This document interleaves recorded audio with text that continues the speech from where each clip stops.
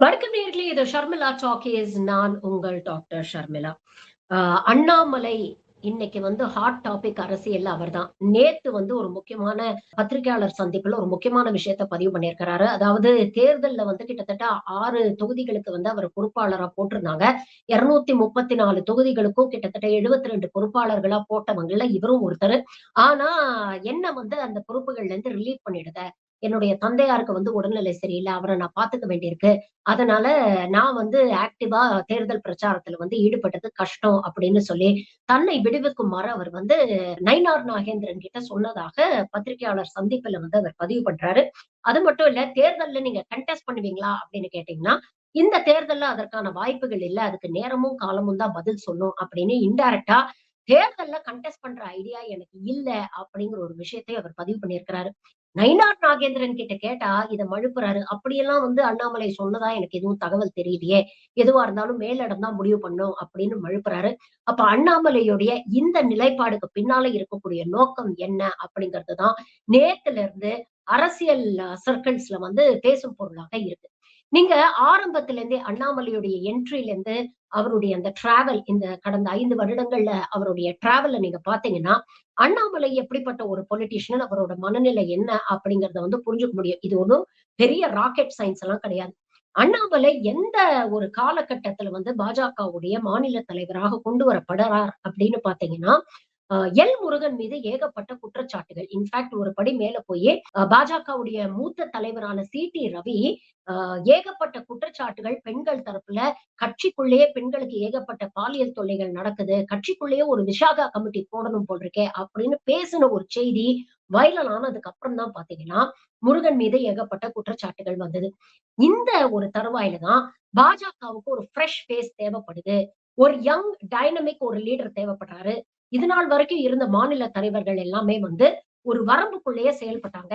அந்த ரூல்ஸ் எல்லாம் பிரேக் பண்ணி அதிரடியாக களத்துல செயல்படக்கூடிய ஒரு யங் டைனமிக் தலைவர் தேவைப்படுறாரு அப்படின்னு தான் அண்ணாமலையை ப்ரமோட் பண்ணி நேரடியாக கொண்டு மாநில தலைவரா உட்கார வைக்கிறாங்க.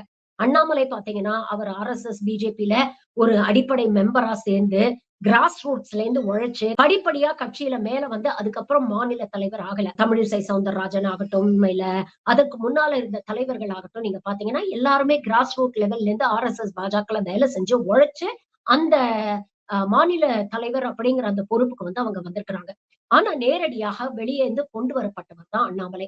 அப்போ மீடியால கட்டமைக்கப்பட்ட அந்த பிம்பம் என்ன அப்படின்னு பாத்தீங்கன்னா, ஒரு ஆனஸ்ட் ஆபீசர், கர்நாடகால ஒரு சிங்கம், ஒரு நேர்மையான ஒரு ஆபீசர். அவர் ஒரு ஐஏஎம் கிராஜுவேட்.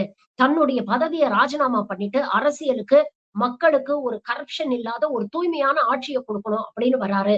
இப்படிப்பட்ட ஒரு யங் டைனமிக் லீடர் தான் தமிழ்நாட்டுக்கு தேவை. தமிழ்நாட்டுல பாத்தீங்கன்னா காலங்காலமாக ஒரு பக்கம் திமுக, இன்னொரு பக்கம் அதிமுக அப்படின்னு எல்லாம் ஒரு பக்கம் வாரிசு அரசியல்னு நடந்துட்டு இருக்காங்க. இன்னொரு பக்கம் பாத்தீங்கன்னா ஒரு சமூக பின்னணியில் இருக்கக்கூடியவர்களுடைய குரல் தான் மேலோங்கி இருக்கு.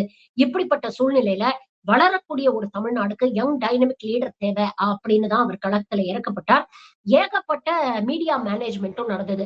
ஒரு ஏழை விவசாயியின் மகன் அப்படின்னு சொல்லி விகடன்ல ஒரு பெரிய கவர் ஸ்டோரி எல்லாம் போட்டாங்க.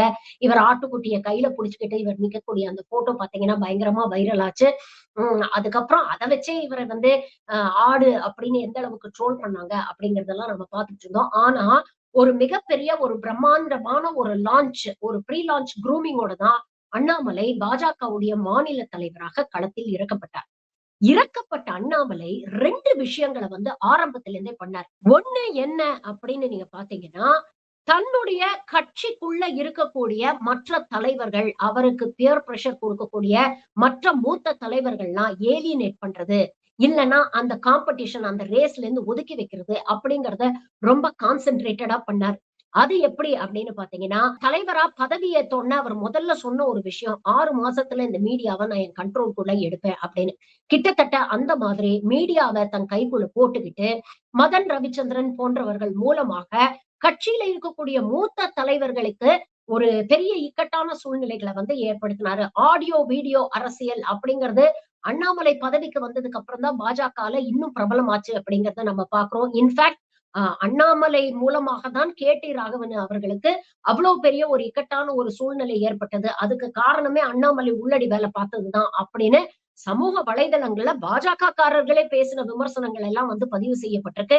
அது மட்டும் இல்ல, நான் பதவிக்கு வந்த முதல் நாளே நான் பண்ண முதல் வேலையே என்னன்னு பாத்தீங்கன்னா, என் ஆபீஸ்ல இருக்கக்கூடிய மரக்கதவுகள் எல்லாம் கண்ணாடி கதவுகளா மாத்திட்டேன். பெண் தலைவர்கள் உள்ள வரும்பொழுது அவங்க வந்து எந்த பிரச்சனையும் எதிர்கொள்ளக் கூடாது அப்படின்னு மறைமுகமாகவே முன்னாள் மாநில தலைவராக இருந்த எல் முருகனை வந்து சிறுமைப்படுத்தக்கூடிய, இழிவுபடுத்தக்கூடிய வேலையில எல்லாம் அவர் இறங்கினாரு.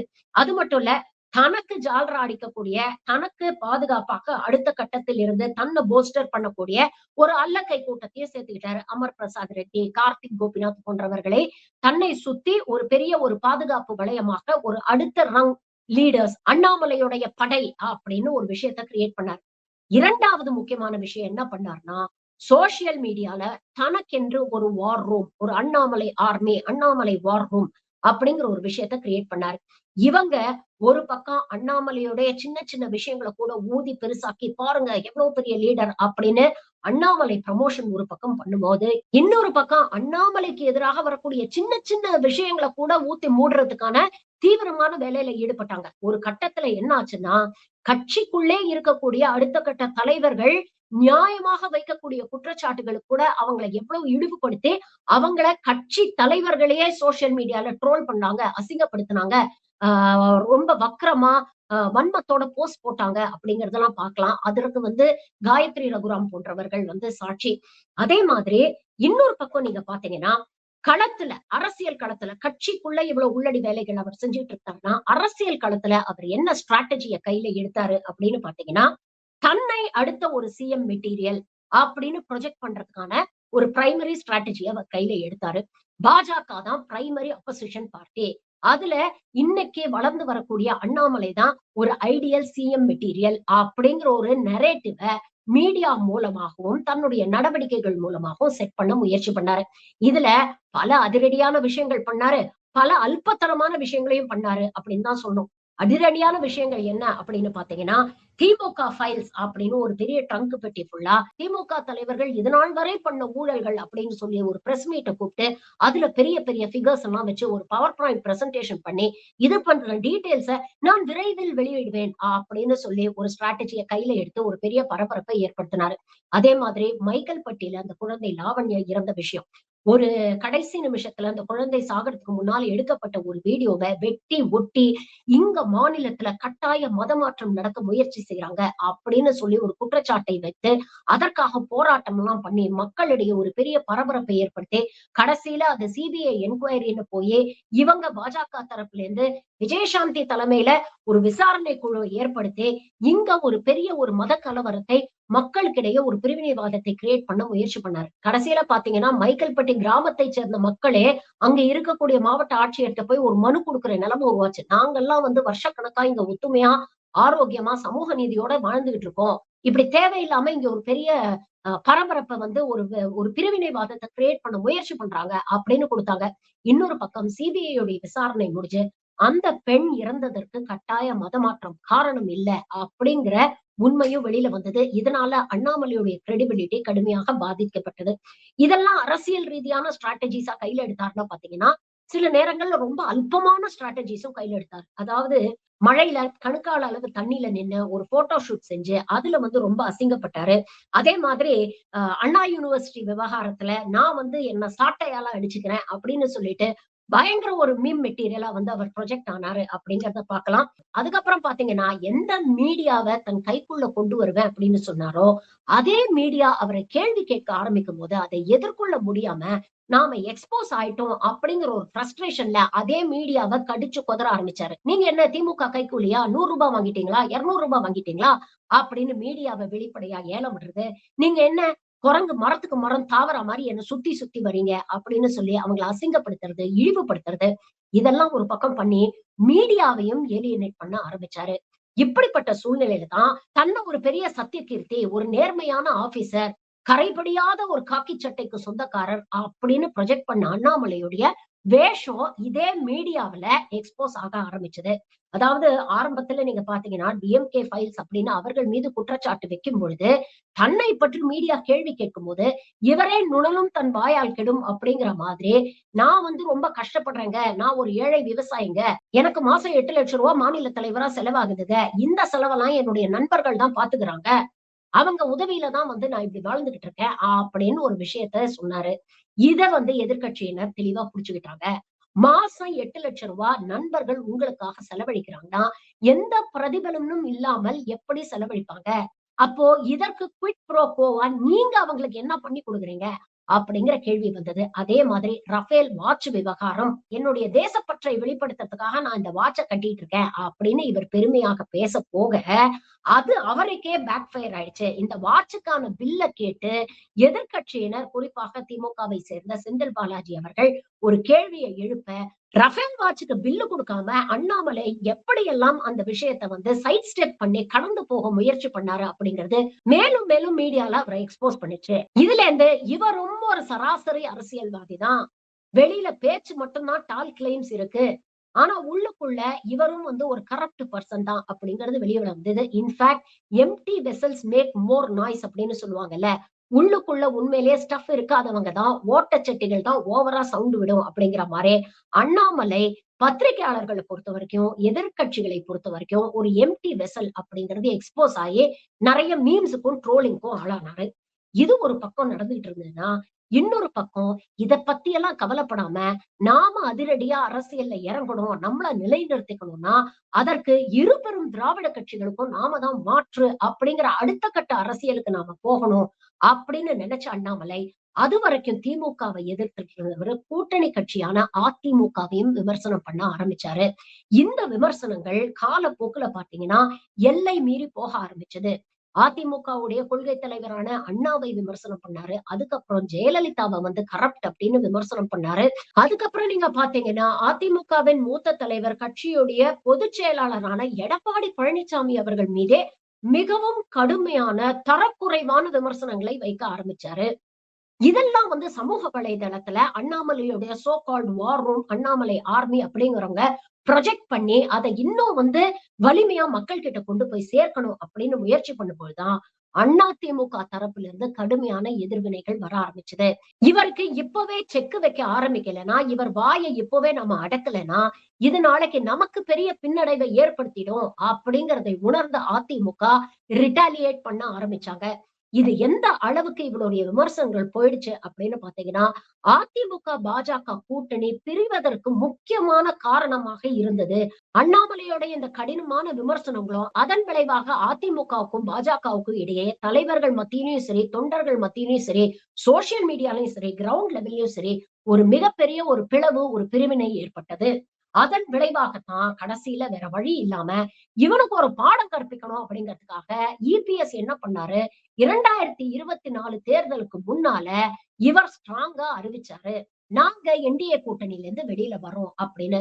அதற்கு முன்னாலேயே நீங்க பாத்தீங்கன்னா, உள்ளாட்சி தேர்தல்கள்ல அதிமுக தலைமையோட இவங்க சீட் ஷேரிங்க பத்தி டிஸ்கஷன்ஸ் பண்ணும்பொழுது, அதுலயும் பெருசா உடன்பாடு ஏற்படல அப்படிங்கும் பொழுது, நாங்க தனியா கண்டெஸ்ட் பண்றோம் அப்படிங்கிற ஒரு நிலைப்பாட அண்ணாமலை எடுத்தாரு. கிட்டத்தட்ட அதிமுக என்டிஏ கூட்டணியில இருந்து வெளியேறுறோம் அப்படிங்கிற அனௌன்ஸ்மென்ட் வந்ததுக்கு அப்புறமும் அண்ணாமலை இதே ஸ்ட்ராட்டஜிய கையில எடுக்கிறாரு. எத்தன நாளைக்கு அதிமுக தயவுல நாம வந்து தமிழ்நாட்டுல கால் பதிக்க முயற்சி பண்ண முடியும்? நமக்குன்னு ஒரு இண்டிவிஜுவாலிட்டி இல்லையா? பாஜக ஒரு தேசிய கட்சி. 20 மாநிலங்கள ஆட்சி நடத்தக்கூடிய கட்சி. அப்படி இருக்க நாம ஏன் தனியா நம்மளுடைய தலைமையில ஒரு கூட்டணி அமைச்சு நாம எலெக்ஷன்ல போட்டியிடக்கூடாது? இதுதான் கரெக்ட் டைம். நம்மளுடைய ஸ்ட்ரென்த் என்ன அப்படிங்கிறத நம்ம டெஸ்ட் பண்றதுக்கு இதுதான் கரெக்ட் டைம் அப்படின்னு தலைமையும் கன்வின்ஸ் பண்ணி 2024 தேர்தல்ல நீங்க பாத்தீங்கன்னா, பல்வேறு பாஜக தலைவர்களுடைய விருப்பத்துக்கு மாறாக பிஜேபி தனியா ஒரு அலையன்ஸ் அமைச்சு கண்டெஸ்ட் பண்ணாங்க. இதுல பாஜகவுல இருந்த முக்கியமான மூத்த தலைவர்கள் பல பேருக்கு உடன்பாடு இல்ல. அதிமுகவோட நாம சேர்ந்து கண்டெஸ்ட் பண்ணோம்னா, அட்லீஸ்ட் ஒரு 3, 4 எம்பிக்களாவது நமக்கு கிடைப்பாங்க. இப்படி தனியா போய் நிக்கிறதுனால வாக்குகள் பிரியுமே தவிர, இது திமுகவுக்கு தான் ஆதரவாக முடியுமே தவிர, பாஜகவுக்கு ஒரு பிரயோஜனமும் இருக்காது அப்படிங்கிற நிலைப்பாடுல இருந்தாங்க. ஆனா தலைமை தொடர்ந்து அண்ணாமலை மீது வைத்திருந்த அந்த குருட்டுத்தனமான நம்பிக்கையினால, சரி இந்த ரிஸ்கையும் எடுத்து பார்ப்போம் அப்படின்னு அண்ணாமலைக்கு ஒரு வாய்ப்பு குடுத்தாங்க. 2024 தேர்தல்ல அண்ணாமலையோட இந்த ஸ்ட்ராட்டஜி வொர்க் அவுட் ஆச்சா அப்படின்னு கேட்டீங்கன்னா, ஓரளவுக்கு சக்சஸா இருந்தது அப்படின்னு சொல்லலாம். அதாவது பாஜகவுடைய வோட் ஷேர வந்து 4%ல இருந்து 11% வரைக்கும் ஏத்திட்டோம் அப்படின்னு அண்ணாமலை கிளைம் பண்ணாரு. அந்த அளவுக்கு ஏறுச்சா அப்படிங்கிறது அன்ரியலிஸ்டிக். பட் கண்டிப்பாக அண்ணாமலை தலைமையில பாஜக தீவிர அரசியல்ல இங்க களத்துல ஈடுபட்டதுனால அவங்களுடைய வோட் ஷேர் இன்கிரீஸ் ஆச்சு அப்படிங்கறதுல எந்த மாற்று கருத்தும் இல்ல. ஆனா இந்த வோட் ஷேர் இன்கிரீஸ் சீட் கன்வர்ஷனா மாறுச்சா அப்படிங்கறதுல ஒரு பெரிய குறை இருந்தது அப்படிங்கறத பார்த்தோம். அதனால அண்ணாமலை ஓரளவுக்கு சக்சஸ்ஃபுல்லா இருந்தாரு அப்படின்னு தான் சொல்ல முடியும். இந்த 2024 தேர்தல் ஏன் ரொம்ப முக்கியமான ஒரு தேர்தலா பார்க்கப்படுது அப்படின்னு பாத்தீங்கன்னா, 2 முறை பெரும்பான்மையோட மோடி மத்தியில ஆட்சி அமைச்சாரு. ஆனா 2024 தேர்தல்ல இந்தியா கூட்டணி வலிமையாக இருந்ததுனால மோடி அரசு ஒரு மைனாரிட்டி அரசாக மாற்றப்பட்டது. அப்படிப்பட்ட சூழ்நிலையில இன்னைக்கு நிதிஷ் நாயுடுவோட தயவோட தான் ஒன்றியத்துல மோடியோட ஆட்சி நடந்துகிட்டு இருக்கு. அண்ணாமலை எடுத்த இந்த ஒரு தவறான முடிவுனால இங்க கிடைக்கக்கூடிய 1, 2 எம்பி சீட் நமக்கு போனது ஒரு கடுமையான பின்னடைவை ஏற்படுத்தியிருக்கு. ஒண்ணு தமிழ்நாட்டுல நமக்கு எந்த ஹோல்டும் இல்லாம ஆயிடுச்சு. 2வது அட்லீஸ்ட் ஒரு 4, 5 எம்பி சீட் இருந்திருந்தா கூட every MP seat matters in a minority government. So அண்ணாமலையோட இந்த தலைகணத்தினாலையும் தன்னை சுற்றி இந்த அரசியல் இருக்க வேணும் அப்படின்னு நினைச்ச சுயநலத்தினாலையும் பாஜக என்ற கட்சிக்கு ஒரு பின்னடைவு ஏற்பட்டுருச்சு அப்படிங்கிற ஒரு விமர்சனத்தை தொடர்ந்து மற்ற தலைவர்கள் தலைமைக்கு கொண்டு போனாங்க.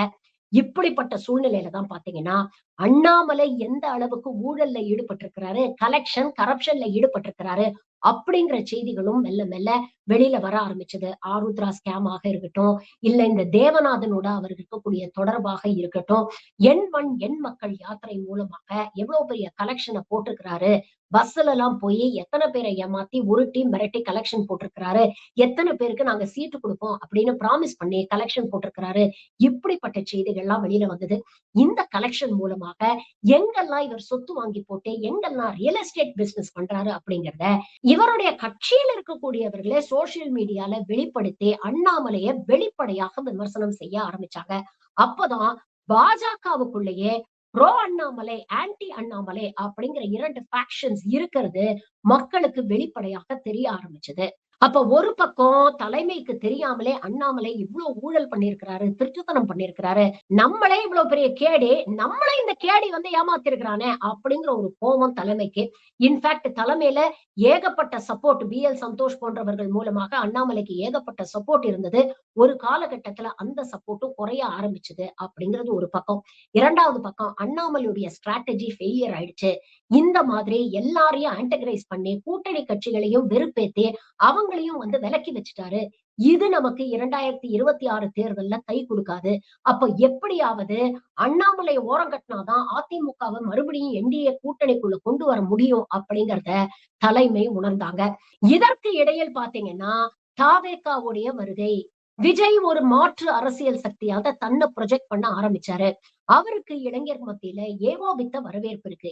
எந்த இளைஞர்களை அண்ணாமலை கவர்ந்து இழுப்பார் பாஜக பக்கம் அப்படின்னு நினைச்சாங்களோ அதே இளைஞர்களை தாவேகா கவர ஆரம்பிச்சது. விஜய்க்கு ஓட்டு போடுவோம், ஒரு மாற்றம் வேணும் அப்படின்னு தாவேகா தரப்புல பேச ஆரம்பிச்சாங்க.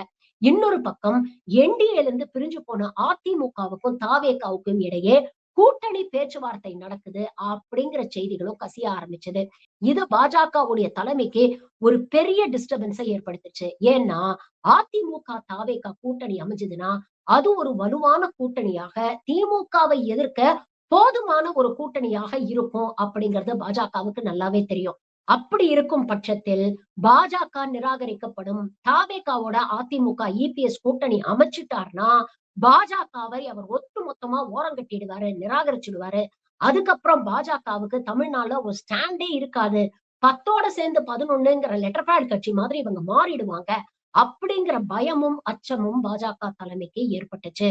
ஏன்னா கிட்டத்தட்ட 10 வருஷமா தமிழ்நாட்டுல எப்படியாவது கால் பதிக்கணும் அப்படிங்கிறதுக்காக பல முயற்சிகள் எடுத்த பாஜக இந்த ஒட்டுமொத்த 10 வருஷ உழைப்பும் வீணா போயிடும். திரும்ப நம்ம ஆரம்பத்துல இருந்தே ஆரம்பிச்சு வரணும் அப்படிங்கிற ஒரு நிலைமை ஏற்பட்டுருமோ அப்படிங்கிற பயத்துலதான் தேர்தல், அதாவது சட்டமன்ற தேர்தலுக்கு 1 வருஷம் முன்னாடியே அதிமுகவை உருட்டி மிரட்டி டெல்லிக்கு வரவழைச்சு கூட்டணியை அமைச்சாங்க. இது ஒரு வேண்டா வெறுப்பான ஒரு கூட்டணியாக இருந்தாலும் தன்னுடைய சொந்த காரணங்களுக்காக தன்னுடைய மகனை காப்பாத்துறதுக்கும் தன்னுடைய நிதி ஆதாரங்களை காப்பாத்துறதுக்கும் ஊழல் வழக்குல இருந்து எஸ்கேப் ஆறதுக்கும் எடப்பாடி வேற வழி இல்லாம பாஜகவோட கூட்டணி அமைச்சாரு. அதை எவ்வளவு ரகசியமா போய் அமைச்சாங்க, எவ்வளவு அவசரப்பட்டு அமைச்சாங்க அப்படிங்கறதெல்லாம் நமக்கு நல்லாவே தெரியும். ஆனா எடப்பாடி தன்னுடைய தரப்புல இருந்து இந்த கூட்டணி அமையணும்னா அதற்கு வச்ச முக்கியமான கண்டிஷன் என்னன்னா, மாநில தலைவர் பதவியிலிருந்து அண்ணாமலையை நீக்கிட்டு நீங்க வேற யாராவது ஒருத்தரை நியமிக்கணும். அண்ணாமலை மாநில தலைவராக இருக்கிற வரைக்கும் இந்த கூட்டணி நிச்சயமாக நடக்காது. அது கிரவுண்ட் லெவல்ல எடுபடாது அப்படிங்கிற ஒரு கண்டிஷனை வச்சாரு.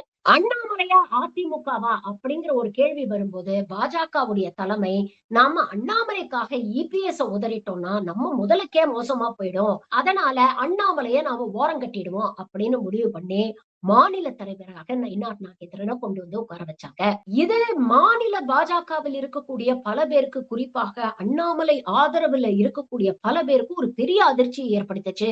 இந்த தலைமையுடைய முடிவை ஓப்பனா சமூக வலைதளங்கள விமர்சனம் பண்ண ஆரம்பிச்சாங்க. அண்ணாமலையை நீங்க ஓரம் கட்டிட்டீங்கன்னா பாஜக ஒண்ணுமே இல்லாம போயிடும். இன்னைக்கு 11% வாக்கு வண்டியை கொண்டு வந்து கொடுத்தது அண்ணாமலை. அவர் தான் அடுத்த சிஎம் கேண்டிடேட்டா இருக்கணும். எதற்கு அதிமுக எல்லாம் போய் கெஞ்சிக்கிட்டு இருக்கீங்க?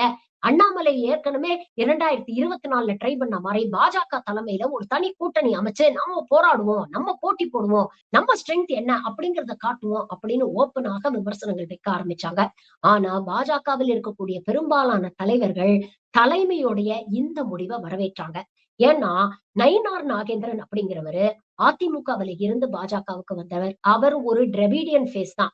ஒரு இந்துத்துவா ஃபேஸ் அப்படிங்கறத விட ஒரு டிராவிடியன் ஃபேஸா தான் மக்கள் பார்ப்பாங்க. அது மட்டும் இல்ல, அவரு இந்த போலரைசேஷன் பாலிடிக்ஸ ரொம்ப சாஃபன் பண்ணிடுவாரு. அண்ணாமலை அளவுக்கு தீவிரமாக இது போன்ற பிரிவினைவாத அரசியலை கையில எடுக்க மாட்டாரு அப்படிங்கிற ஒரு நம்பிக்கையில தான் நயினார் நாகேந்திரனை கொண்டு வந்து உட்கார வச்சாங்க. அது மட்டும் இல்ல, இதுல சாதி கணக்குகளும் இருக்கு அப்படிங்கறது நமக்கு நல்லாவே தெரியும். இபிஎஸ் வந்து கவுண்டர் சமூகத்தில இருந்து வருவாரு. இபிஎஸ் நாம ரீப்ளேஸ் பண்ணணும் அப்படின்னு அதே சமூகத்தில இருந்து வரக்கூடிய அண்ணாமலை இபிஎஸ்க்கு பதிலா நாம வந்தோம்னா அதிமுகவை வீக்கெண்ட் பண்ணி நாம பாஜகவை ஸ்ட்ரெங்தன் பண்ணி நம்மள சிஎம் கேண்டிடேட்டா முன்னிறுத்திக்கணும் அப்படின்னு நினைச்ச அண்ணாமலைக்கு இந்த தலைவர் பதவியில இருந்து அவர் ஓரங்கட்டப்பட்டது ஒரு பெரிய அதிர்ச்சியை ஏற்படுத்துச்சு. இன்ஃபேக்ட் அந்த காலகட்டங்கள்ல அண்ணாமலை கொடுத்த பிரஸ் இன்டர்வியூல எல்லாம் நீங்க பாத்தீங்கன்னா கூட என்ன சொல்லியிருப்பாரு, எனக்கு வந்து கூட்டணியில போக உடன்பாடு இல்லைங்க. என்ன தனி மனித ஒப்பீனியனா நீங்க கேட்டீங்கன்னா பாஜக தனியா போட்டியிடணும்னு தான் நான் சொல்லுவேன். ஆனா தலைமை ஒரு முடிவு எடுத்துருச்சுன்னா அதை மறுத்து பேசுறதுக்கு நான் யாரு? ஒரு தொண்டனாக கடைசி வரைக்கும் இந்த பாஜகவுல அவங்க கொடுக்கிற வேலைய நான் செய்வேன் அப்படின்னு இந்த கூட்டணி அமைஞ்சல தனக்கு சுத்தமா விருப்பம் இல்ல அப்படிங்கறத வெளிப்படையாகவே பிரஸ்ல வெளியிட்டாரு அண்ணாமலை. அதுக்கப்புறம் அண்ணாமலை டெல்லிக்கு வரவழைக்கப்பட்டு அவருக்கு நல்லா டோஸ் விழுந்திருக்கு அப்படின்னு செய்திகள் வந்தது. அதாவது அடக்கி வாசிங்க, உங்க அண்ணாமலை ஆர்மி, உங்க ட்ரோல் ஆர்மியும் அடக்கி வாசிக்க சொல்லுங்க. அவங்க தொடர்ந்து இபிஎஸ்ஸையும் நயினார் நாகேந்திரையும் சமூக வலைதளங்களை உங்களுக்கு ஆதரவா பேசுறதா நினைச்சுக்கிட்டு தரக்குறைவா விமர்சனம் பண்ணிட்டு இருக்கிறாங்க. இது கூட்டணியை மட்டும் இல்ல, நம்மளுடைய வின்னிங் பாசிபிலிட்டியும் பாதிக்குது. அதனால அடங்கி ஒடங்கி இருக்க சொல்லுங்க. நீங்க என்னெல்லாம் பண்ணிருக்கிறீங்க அப்படிங்கிறதுக்கான ஃபைல்ஸ் எல்லாம் இப்ப எங்க கிட்ட இருக்கு. அதே மாதிரி தனி கட்சி ஆரம்பிக்கணும் அப்படிங்கிற எண்ணம் இருந்ததுன்னா அதையும் தயவு செஞ்சு கைவிட்டுருங்க. இப்போதைக்கு இந்த தேர்தல் முடியிற வரைக்கும் அப்படிப்பட்ட முடிவை நீங்க எடுத்தீங்கன்னா அது உங்களுக்கே பெரிய ஆபத்தா முடிஞ்சிடும் அப்படின்னு வார்ன் பண்ணி அனுப்பிச்சதாகவும் சமூக வலைதளங்களிலும் செய்தி ஊடகங்கள்லயும் ஏகப்பட்ட செய்திகள் வந்தது. அது மட்டும் இல்ல, இதற்கு முன்னால இருந்த மாநில தலைவர்கள்லாம் அந்த பதவியிலிருந்து இறங்கும் பொழுது அவங்களுக்கு ஒரு ஒன்றியத்துல இணை அமைச்சர் பதவியோ, இப்ப எல் முருகனுக்கு கொடுத்த மாதிரி இணை அமைச்சர் பதவியோ, இல்ல தமிழிசை அவர்களுக்கு கொடுத்த மாதிரி ஒரு கவர்னர் பதவியோ கொடுத்திருப்பாங்க. ஆனா அண்ணாமலைக்கு அப்படிப்பட்ட ஒரு முக்கியமான பதவியும் கொடுக்கப்படல அப்படிங்கிறது அவருடைய ஃபாலோவர்ஸ்க்கு ஒரு பெரிய ஏமாற்றத்தை ஏற்படுத்துச்சு. இப்படிப்பட்ட ஒரு வேண்டா வெறுப்பான மனநிலையோட தான் அவர் தொடர்ந்து இங்க பயணிச்சுட்டு இருந்தாரு. விருப்பம் இல்லாம தான் மேடைகள்ல இபிஎஸ் முதல்வர் ஆக்கிறதுக்கு நாமெல்லாம் களத்துல இறங்கி உழைக்கணும் அப்படிங்கிற ஒரு விஷயத்தையும் சொல்லிட்டு இருந்தாரு. இன்னொரு பக்கம் டிடிவி தினகரன், ஓபிஎஸ் எல்லாம் இந்த கூட்டணிக்குள்ள கொண்டு வரணும் அப்படிங்கிறதுக்கான தீவிரமான முயற்சிகளையும் எடுத்துக்கிட்டு இருக்காரு. டிடிவி ஓபிஎஸ் உள்ள கொண்டு வரணும் அப்படின்னு இவர் செய்யக்கூடிய முயற்சிகள் எல்லாமே எடப்பாடியை இரிட்டேட் பண்றதுக்கான முயற்சிகள் அப்படின்னு தான் வெளியில இருக்கிறவங்க எல்லாருமே பார்த்துட்டு இருந்தாங்க. இன்னைக்கு இப்படிப்பட்ட ஒரு முடிவை அண்ணாமலை எடுத்திருக்கிறாரு அப்படின்னா அதற்கு 2 காரணங்கள். ஒண்ணு, நேரடியாக மோடி, அமித்ஷாவை இவர் ஆன்டகனைஸ் பண்ணிக்க முடியாது. அதனுடைய விளைவுகள் மோசமாக இருக்கும் அப்படிங்கிறது அவருக்கு ஏற்கனவே தெரியும். ஆனா அதே நேரத்துல இபிஎஸ் ஜெயிக்க கூடாது அப்படிங்கிற ஒரு விஷயத்துல ஆரம்பத்துல இருந்து அண்ணாமலை ரொம்ப தெளிவாக இருக்காரு. அப்போ இப்படி கட்சியுடைய இந்த தேர்தல் பிரச்சாரங்கள்ல, தேர்தல் வேலைகள்ல நான் ஈடுபட மாட்டேன் அப்படின்னு சொல்லும் பொழுது தன்னை பின்பற்றக்கூடியவர்களுக்கு ஒரு சைலண்ட் சிக்னல் அனுப்புறாரு. கோஆபரேட் பண்ணாதீங்க, தேர்தல் களத்துல வேலை செய்யாதீங்க, எப்படியாவது எடப்பாடி ஜெயிக்காம இருக்கிறதுக்கு என்னெல்லாம் பண்ண முடியுமோ அதை நாம தேர்தலை புறக்கணிப்பது மூலமாக செய்ய முடியும் அப்படிங்கிற ஒரு விஷயத்த அவர் தெளிவா தன்னுடைய ஃபாலோவர்ஸ்க்கு கம்யூனிகேட் பண்றாரு. அண்ணாமலையை பின்பற்றக்கூடியவர்கள் எப்படி தேர்தல் களத்துல இபிஎஸ்க்காகவும் என்டிஏ கூட்டணி ஜெயிக்கணும் அப்படிங்கிறதுக்காகவும் உழைப்பாங்க. அவங்களுடைய இன்ட்ரெஸ்ட் எல்லாமே அண்ணாமலையை சிஎம் கேண்டிடேட்டா ப்ரொஜெக்ட் பண்றதெல்லாம் இருக்கு. நாளைக்கு அப்படியே என்டிஏ கூட்டணி தப்பித்தவரை ஜெயிச்சு வந்தாலும், கூட்டணி ஆட்சி அப்படிங்கிற ஒரு விஷயம் நடைமுறைப்படுத்தப்பட்டாலும் அதுல அண்ணாமலைக்கு எந்த பிரைமரி ரோலையும் இபிஎஸ் கொடுக்க மாட்டாரு அப்படிங்கிறது அண்ணாமலைக்கு நல்லாவே தெரியும். அது மட்டும் இல்ல, இபிஎஸ் தயவுல தானே நீங்க இப்படிப்பட்ட ஒரு பொசிஷனுக்கு வந்தீங்க அப்படிங்கிற ஒரு விஷயத்த தினம் தினம் பேசி காட்டுவாங்க, சொல்லி காட்டுவாங்க அப்படிங்கிற ஒரு விஷயமும் அண்ணாமலைக்கு நல்லாவே தெரியும். அது மட்டும் இல்ல, என்டிஏ கூட்டணி எந்த அளவுக்கு வலுவிழந்த ஒரு கூட்டணியாக இருக்கு, கிரவுண்ட் லெவல்ல எப்படி பிக்கப் ஆக மாட்டேங்குது அப்படிங்கிறதும் அண்ணாமலைக்கு நல்லாவே தெரியும். அதனாலதான் இந்த தேர்தல்ல போட்டியிடுவதை அவர் தவிர்க்கிறார். போட்டி இட்டாரு வச்சுக்கோங்களேன், இல்ல களத்துல போய் வேலை செஞ்சாரு வச்சுக்கோங்களேன், நாளைக்கு என்டிஏ தோத்து போச்சுன்னா கூட அண்ணாமலை வேணும்ட்டே இபிஎஸ்க்கு எதிராக பிரச்சாரம் பண்ணாங்க அப்படிங்கிற ஒரு நிலைப்பாடை அதிமுக எடுக்கக்கூடிய வாய்ப்புகள் இருக்கு. இதற்கு நான் வெளியில இருந்துட்டேன்னா நாளைக்கு நீங்க தோத்து போனாலும் அதனுடைய பழிய தூக்கி என் மேல போட மாட்டீங்க இல்லையா அப்படிங்கிற ஒரு சேஃப்டி பிரிகாஷனுக்காக தான் இதில் போட்டியிட போவதில்லை, களத்துல இறங்கி வேலை செய்ய போறதில்ல அப்படிங்கிற ஒரு விஷயத்த கையில எடுக்கிறாரு. சோ இன் எஃபெக்ட் நீங்க பாத்தீங்கன்னா என்டிஏ தோத்து போயிடும் அப்படிங்கிறது அவருக்கு நல்லாவே தெரியும். ஒரு தோத்து போகக்கூடிய எலெக்ஷன்ல நாம கண்டெஸ்ட் பண்ணக்கூடாது அப்படிங்கிற ஒரு முடிவை எடுத்துட்டாரு. அது மட்டும் இல்ல, இந்த தேர்தல் மூலமாக எடப்பாடியோட பொசிஷனை ஃபர்தரா வீக்கன் பண்ணணும், அதற்கான முயற்சிகளை மறைமுகமாக நம்ம கையில எடுப்போம். எடப்பாடி மட்டும் இல்ல, நயினார் நாகேந்திரனுடைய பொசிஷனையும் வீக்கன் பண்ணணும். பாருங்க, நான் மாநில தலைவராக இருக்கும்போது தனியா ஒரு கூட்டணி அமைச்சு என்னுடைய தலைமையில இருந்த கூட்டணி ஓட் ஷேர 4ல இருந்து 11% உயர்த்திருக்கோம். ஆனா நயினார் நாகேந்திரன் வந்ததுக்கு அப்புறம் அவரால இதை அச்சீவ் பண்ண முடிஞ்சுதா அப்படின்னு நயினார் நாகேந்திரனையும் டிஸ்கிரெடிட் பண்ணக்கூடிய ஒரு வேலையில இறங்கியிருக்காரு. இப்ப கூட நீங்க பாத்தீங்கன்னா அண்ணாமலை பார்ட்டிக்கு முன்னால தன்னை பொசிஷன் பண்றதுலதான் முக்கியத்துவம் கொடுக்கிறாரு. இதுதான் இந்த திடீர் அரசியல்வாதிகளுக்கும் ஒரு கட்சியுடைய கொள்கையை உள்வாங்கிட்டு கிரவுண்ட் லெவல்ல இருந்து ஒர்க் பண்ண பொலிட்டீஷியன்ஸ்க்கும் இருக்கிற வித்தியாசம். உண்மையிலேயே கட்சியில் இருக்கக்கூடிய தொண்டர்கள், கட்சிக்காக உழைத்த தொண்டர்களுக்கு இது போன்ற அங்கீகாரங்கள் கொடுத்தீங்கன்னா அவங்க எப்பவுமே கட்சி நலனை முன்னுக்கு வைப்பாங்க. பல கட்சிகளை நாம பார்த்திருக்கிறோம். அடித்தட்டுல இருந்து உழைத்து மேல வந்தவங்களுக்கு அந்த பதவிக்கு எவ்வளவு தூரம் நாம கஷ்டப்பட்டு வந்திருக்கோம் அப்படிங்கிற அருமை தெரியும். நாளைக்கு அதை விட கீழே ஏதாவது ஒரு வேலை செய்ய சொன்னாங்களாலும் அது எவ்வளவு தூரம் முக்கியம், கிராஸ் ரூட் லெவல்ல நமக்கு இருக்கக்கூடிய அங்கீகாரம் எவ்வளவு தூரம் முக்கியம், நமக்கு இருக்கிற சப்போர்ட் எவ்வளவு தூரம் முக்கியம் அப்படிங்கறத உணர்ந்து செயல்படுவாங்க. ஆனா அப்படிப்பட்ட பக்குவமோ இல்ல அப்படிப்பட்ட தொலைநோக்கு பார்வையோ அண்ணாமலைக்கு இல்ல. இப்படிதான் இன்னைக்கு அரசியல் தலைவர்கள் உருவாக்கப்படுறாங்க. அண்ணாமலையா இருக்கட்டும், இல்ல விஜய் போன்றவர்களா இருக்கட்டும், முதல்ல நீங்க ஒரு விஷயத்தை ரியலைஸ் பண்ணணும். நீங்க ஒரு நல்ல தொண்டனா இருந்தாதான் ஒரு நல்ல தலைவனா இருக்க முடியும். நான் தலைவனா மட்டும்தான் இருப்பேன், தொண்டனா நான் வேலை செய்ய மாட்டேன் அப்படின்னு நினைச்சீங்கன்னா அது உங்களுடைய அழிவுக்கான ஆரம்பம். யங் கரிஸ்மேட்டிக் அதிரடி லீடர்ஸ் அப்படின்னு அண்ணாமலை, விஜய நீங்க பார்த்தாலும் இன்னொரு பக்கம் இந்த பதவிக்கு ஏற்ற ஒரு பொலிட்டிக்கல் அக்யூமென், ஒரு அட்மினிஸ்ட்ரேட்டிவ் கேப்பபிலிட்டி, ஒரு நிதானம், அனுபவம், பக்குவம் இதெல்லாம் அவங்க கிட்ட இருக்கா அப்படின்னு பாத்தீங்கன்னா அவங்க எல்லாம் எவ்வளவு எம்டி வெசல்ஸ், ஓட்டச்சட்டிகள் அப்படிங்கிறது உங்களுக்கு புரியும். ஒரு தனி மனிதனாகவும் சரி, ஒரு கட்சி தலைவராகவும் சரி, ஒரு அரசியல்வாதியாகவும் சரி, Annamalai is a total failure அப்படிங்கிறத இன்னைக்கு அவர் நிரூபிச்சிருக்கிறார். நன்றி, வணக்கம்.